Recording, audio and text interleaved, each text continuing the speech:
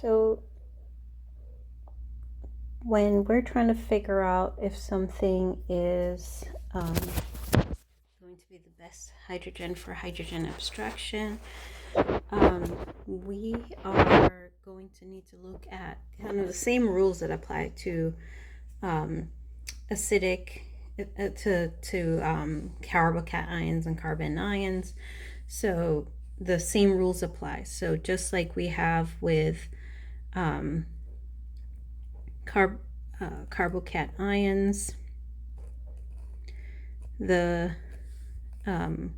allylic and benzylic are pretty good because of resonance. And I'm just putting R here because the cation is stabilized by resonance, so it's really important, but it's even better between a primary allylic, a secondary allylic, etc. And so let's draw an example for the cation, how we would rotate our double bonds. And so same thing applies to when it's allylic. And so when it's allylic, you just have one, so you don't have as much resonance. So when you have the benzylic, it can rotate multiple times, so it's even more stable. So the more even if you had multiple double bonds in an allylic, that's even better. But the ring we'll talk about in organic 2 is even better. There's actually a little bit more to the aromatic ones, and like we've learned in organic 1, we only really know one aromatic molecule pretty much. I've mentioned a couple others, but none that you had to really know about. So you can rotate that plus charge around the ring, and that kind of helps to stabilize it.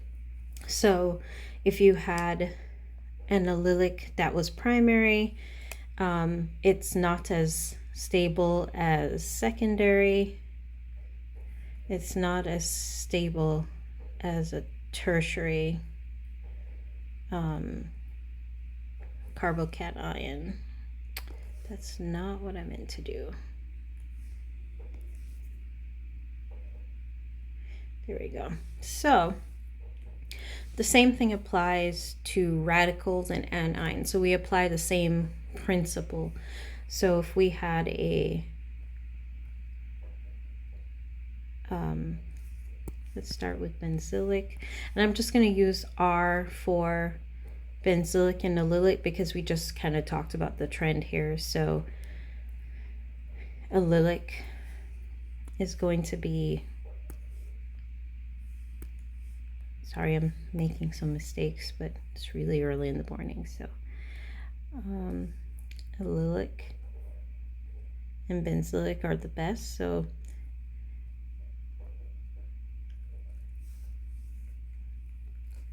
and then after that is tertiary, right? And so we can have other groups on that ring again.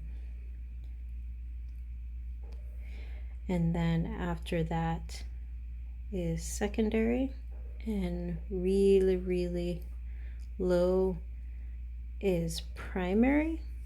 Maybe not that low. And carbocations is extremely low, but on allylic, on primary, it's not as low. And then methyl radicals, so CH3 radicals are pretty low because there's no high. So these are stabilized by a type of induction, which we remember as hyperconjugation.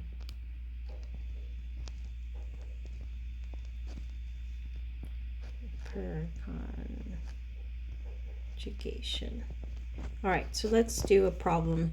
We've actually done this exact problem in class. So if I had a structure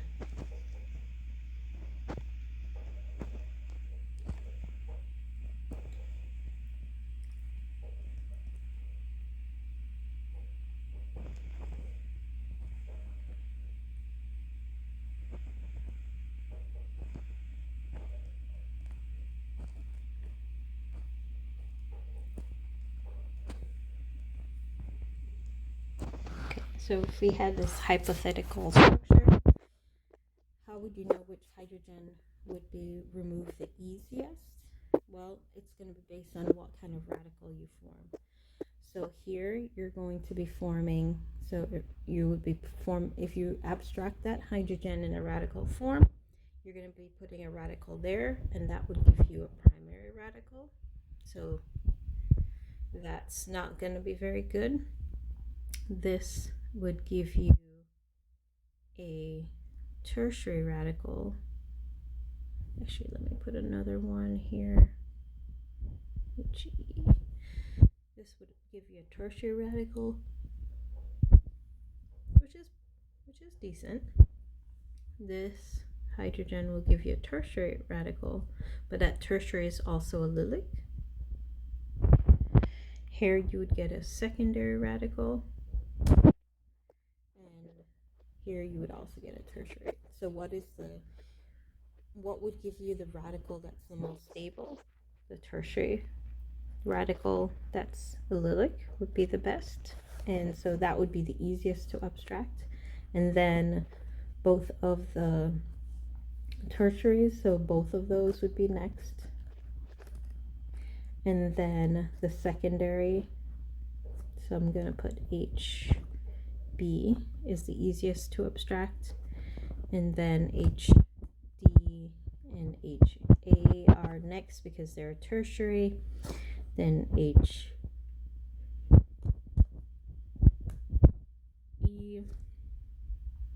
and then H.